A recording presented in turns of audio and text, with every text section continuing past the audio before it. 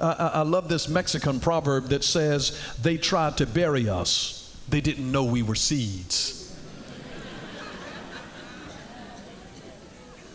The next time somebody tries to bury you, they don't realize that you're a seed. And when you bury something that is a seed, listen, when the water comes, you're coming up. You are coming up. You are coming up. And listen, you see, we grow in understanding by collaborating with people that have ideas and perspectives and strategies and approaches that are different than ours. That's how we grow in our understanding. If everybody around you thinks just like you think, you don't have the capacity to grow. You learn things from people who are different than you. You learn from people that are different than you. So instead of getting angry that people are different, see what you can learn from them. There's something that you offer that you can teach to them as well. But we gain ideas and perspectives and strategies and approaches that are different than the ones that we already have. Somebody might have a unique perspective on one area that can make all of the difference in the world for you. So just having the right people on the team. What's important is that the people on the team have a chemistry with each other. They need to have a chemistry with each other. You don't want to bring people on your team that mess up the chemistry of the team. Because when people work together and they like each other, they don't have to agree, but they need to like each other. I'm just telling you, bands play the best music when they are friends, when they can get along with each other. Instead of this person being on the instrument and they looking at them, with eyes, like daggers in their back, over this other person. They make the best music when they are friends. They like to hang together, and that's when they make the best music. When you got people on a sports team that are friends and they get along together, they can work together because they like each other. Their chemistry is important to having a winning team. You are not going to have a dream team with people who are at each other's throat and they don't want to cooperate with each other and they don't want to give this person the ball because it'll make them look good, and then this person always steals the glory and all of this, and then you create tension. You'll never build a dream team that way. And see, it's hard for any band to be the epitome of one band, one sound, if some of the band members just don't like each other. So there has to be a unity. There has to be a chemistry that they share. Because you're going to spend a lot of time rehearsing together, a lot of times playing in different places together. So you may as well get along. It's one of the worst things to have to work around somebody every day for 8 hours a day or more, and you can't stand their guts. That is torture. I'd rather sit in jail.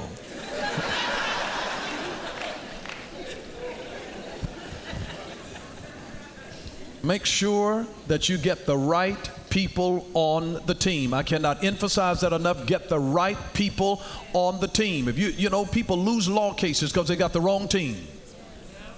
The wrong team. The wrong team. You get the right people on the team. You know why? Remember, it is not that our problems are too big to solve. It's simply that the issues that the people who are trying to, the issue is that the people who are trying to solve them are too small. So you need the right people on the team. You need the right people on the team. Please understand this principle.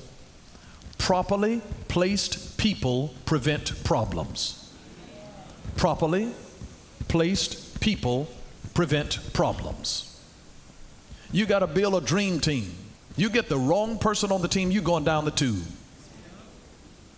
I don't care how good your players are, but if you got the wrong head coach, the team is not going to do well. You've got to get the right people on the team. Why do you think that sports teams trade players?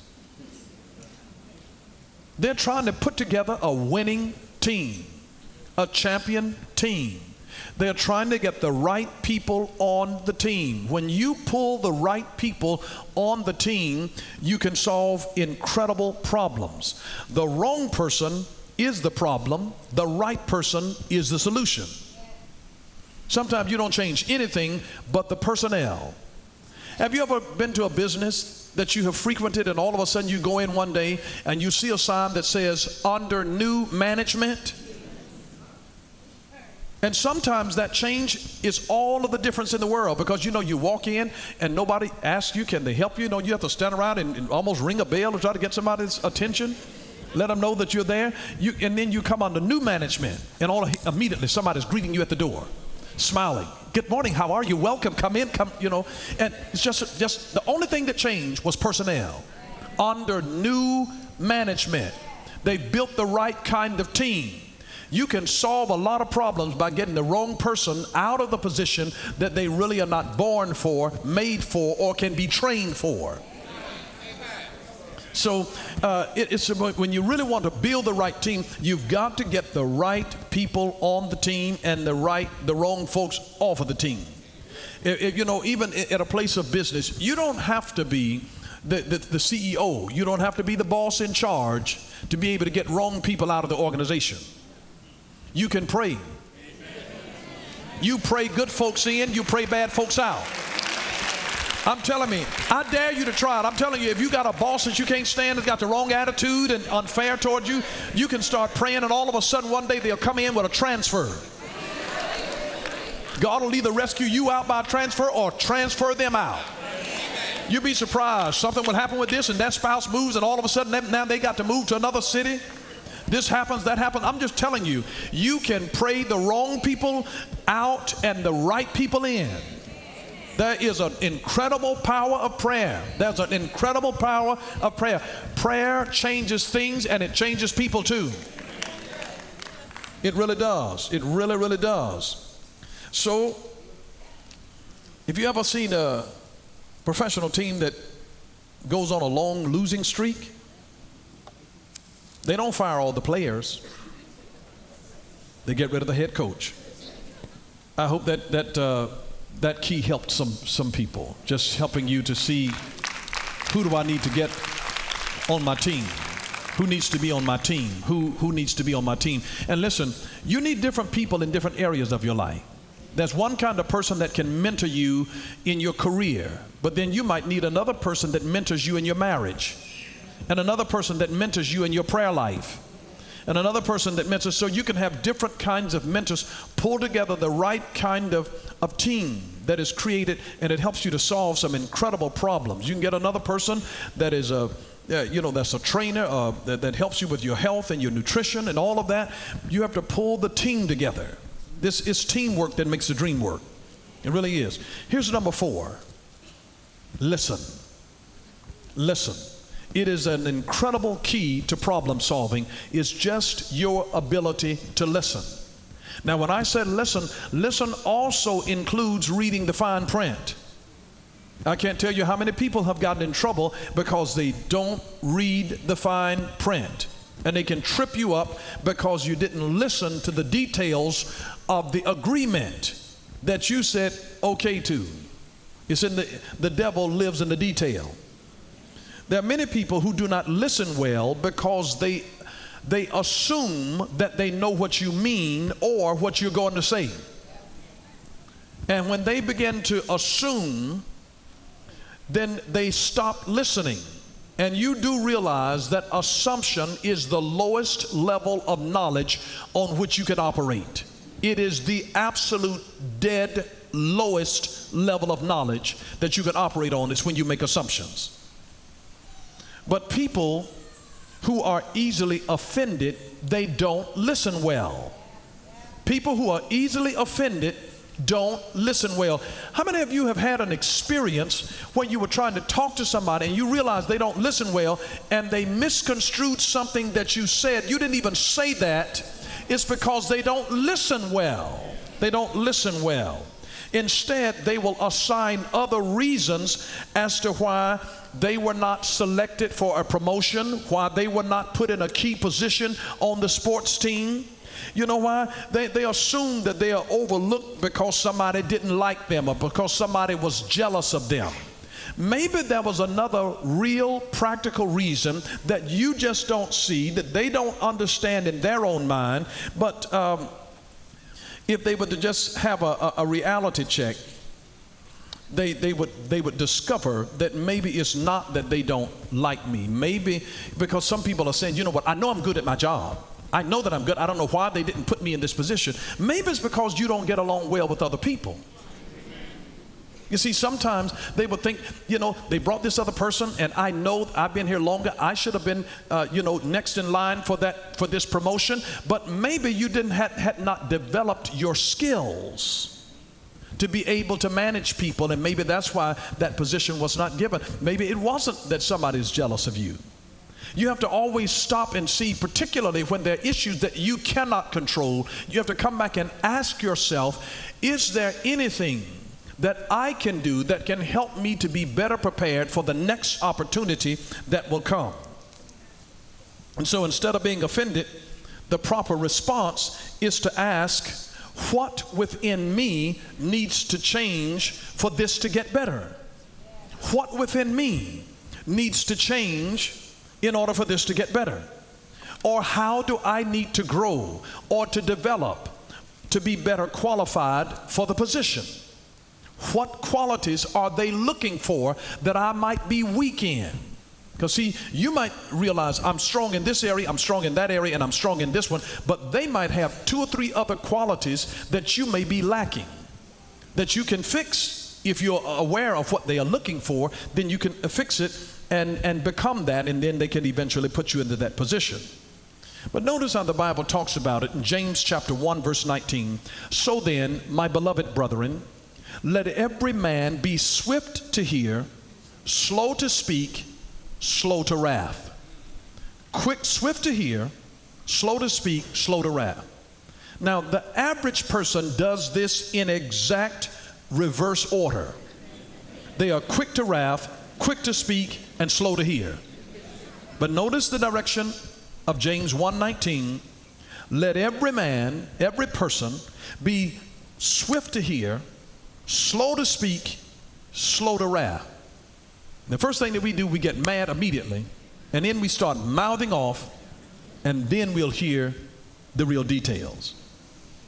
And understand that the art of communication is in your ability to hear, not speak. The art of communication is in your ability to hear, not speak. I want you to notice this, that I learned from the scriptures and how Jesus handled things. Luke chapter 2, verse 46 and 47. Now so it was that after 3 days they found him, Jesus, in the temple, sitting in the midst of the teachers. Notice this, both listening to them and asking them questions. And all who heard him were astonished at his understanding and answers. I want you to notice the process of Jesus Christ here as it relates to the art of listening. Notice this, Jesus now, he's 12 years old. He's in the temple in the midst of teachers, people that know far more than he does. Now notice here's the process. Jesus listened to them. He listened, both listening to them. Secondly, Jesus asked them questions. He asked them questions. When you ask questions, asking questions brings clarity. It brings clarity. He asked questions, it brought clarity. And then thirdly, Jesus understood them. He understood them. Notice he said, and all who heard him were astonished at his understanding. He understood them. He listened. He asked questions for clarity. And then he understood. And then fourthly, notice, then Jesus answered them. In that order, he gave us a process. Listen, ask questions, understand, and then answer. Now, here's the thing. Learn to listen, ask questions, listen again, ask more questions, listen some more, then respond. So that you listen, you ask questions, you gain understanding, and then you give your response. Jesus taught us that, St. Luke chapter 2, verse 46 and 47. Very, very practical strategy. You have to look to see what was this 12-year-old kid doing in the temple. He started off listening, asking questions, clarifying, understanding, and then he answered. He answered in that order, in that order. And so if your reaction to a problem is worse than the action, the problem usually increases. But if your reaction is less than the action, the problem usually decreases. And I say to anyone that the best response to any problem is to deal with it with both respect and humility. When you have a problem, deal with it with respect and humility. Because people react poorly when they feel as though they have you have disrespected them, or if they feel that you carry yourself in a way that you're superior to them. I'm telling you, when you're the big boss man, I bet people talk behind your back. They really do. Because if you carry yourself like Mother Superior, they really don't like people who are condescending in their attitude toward them. So deal with them with respect and humility. Respect and humility. And so this key in problem solving is just to listen. Listen. Because if you don't listen, you can't diagnose the issue well. You have to listen in order to be able to diagnose it very well. Here's number 5. Go back to the basics. Go back to the basics. Psalms chapter 11 and verse 3 says that if the foundations are destroyed, what can the righteous do? If the foundations are destroyed, what can the righteous do? You have to go back to the basics. You have to have a foundation on which you can build. Joshua chapter 1 verse 8 gives us some great foundational scripture. This book of the law shall not depart from your mouth, but you shall meditate in it day and night, that you may observe to do according to all that is written in it. For then you will make your way prosperous, and then you will have good success. Notice, this is the beginning. This book of the law, start with the law, shall not depart out of your mouth. This word of God should be foundational in your life. He said you should meditate on it day and night so you can observe to do it. Pay attention to do what is written in it. He says, then you'll make your way prosperous, and then you'll have good success. And normally when things begin to go wrong in life and in our relationships, it is because we have been distracted off of the course that we were originally set on. And so I find that the same things that help to set the foundation in the beginning also help to correct us if you ever get off course. Go back to the basics. Go back to what you were doing originally. Go back to what you were doing when you were fired up, when you were really passionate about it. Go back to doing those same things. Go back to praying the way that you used to pray. Go back to doing what you were doing when you were passionate. Because we have a need to return to the elementary principles, because you can get too sophisticated that you begin to corrupt the simplicity that we have in Christ. Hosea chapter 6 and verse 1 says, come, let us return to the Lord. He's our foundation. Come, let us return to the Lord, for he has torn, but he will heal us. He has stricken, but he will bind us up. Let's go back to him. Let's go back to our foundations. You have to go back to the fundamentals of your philosophy of business, because corruption begins when we leave simplicity. Corruption begins when we leave simplicity. So go back to what you were doing when your passion was strong. You have to get back to the basics. Get back to the basics. You know, there's a little book that was written some years ago that was called it was entitled "Everything That I Need to Know I Learned When I Was in Kindergarten." Because those are foundational things. Just your general politeness about life and learning how to share. You go back to that. You ever found adults and then you say, well, so-and-so, this person doesn't have any home training. It's like something was messed up in their foundation. They didn't get the basics. They didn't get the basics. So always just go back to the basics. What are the core? What's the core of your value system? What's the core of your organization? Get back to the basics. Problems happen when you quit keeping the main thing the main thing. You're going to have problems. So get back to the basics. Keep the priorities correct. Seek God first. You know, and then all of these other things that you desire will be added to you. But you have to do foundational things first. So get back to the basics. Get back to the basics. Get back to the basics where you treat people fairly. where you speak to people with love and kindness and respect. Get back to the basics, just where you say thank you and please. Just get back to the basics, some basic human courtesies. Just back to the basics. Here's number 6. Use the proper tools. Use the proper tools. When you have a problem to solve, you have to learn to use the proper tools. Abraham Maslow's statement, we derived a quote from it that basically says that if a hammer is the only tool that you have, you'll treat all of life's problems like nails. Well, not everything is a nail, but if a hammer is the only tool that you have, you're going to treat everything as though it is a nail, because that's the only tool that you have. Ecclesiastes chapter 10 and verse 19 says that money answers all things. But listen, I want you to understand this very clearly. That only refers to financial things. Money doesn't answer all things. It answers all financial things. Now, if money answered all things, then all rich people would never have a problem with their marriage, would they? But it's because money does not answer all things. Money can only answer things that money can solve. If money is your problem, money is the answer. But there are some people, you can't buy love. You really can't buy respect. You can buy obedience, but you can't buy respect. People can obey you, but that doesn't mean they like you.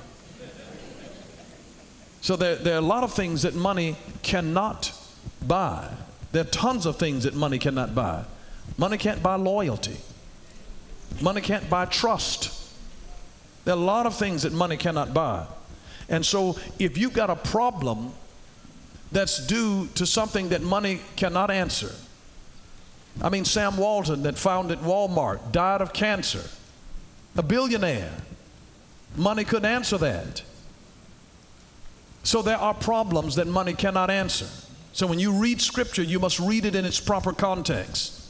Money answers all things that are financial in nature, but it doesn't answer all things across the board. It answers financial issues. I want you to clearly understand this. You cannot solve with money what can only be solved with prayer and wisdom. You cannot solve with money what can only be solved by prayer and wisdom. There's something that only prayer can solve. There's some issues, some problems in this world that God will allow to come up that only prayer is the only answer. There are some other things that it's not about money, it's just wisdom. You need wisdom. You need wisdom. Wisdom to keep you from doing stupid stuff. I mean, how many times do we find rich people that do stupid stuff? They need wisdom. Wisdom. Money doesn't make you smart. You need wisdom. You cannot solve with money what can only be solved with prayer and certain other things that can only be solved with wisdom. So you have to work to expand your toolkit. You have to work to expand your toolkit. Work to expand your toolkit. Employ the services of a coach, a consultant. Learn some new skills.